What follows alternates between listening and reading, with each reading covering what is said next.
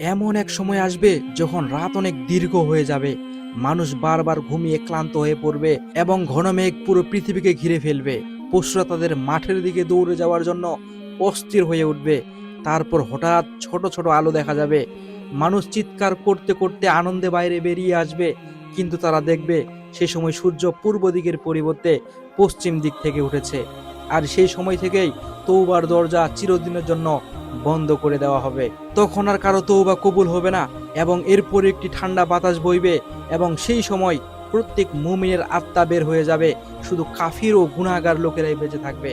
তারপর হযরত ইসরাফিল আলাইহিস সালাম সিংগায় ফু দেবেন।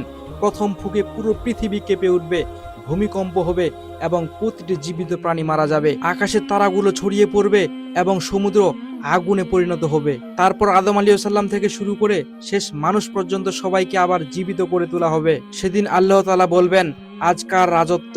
সেদিন কারো অহংকার বা গর্ব কোনো কাজে আসবে না।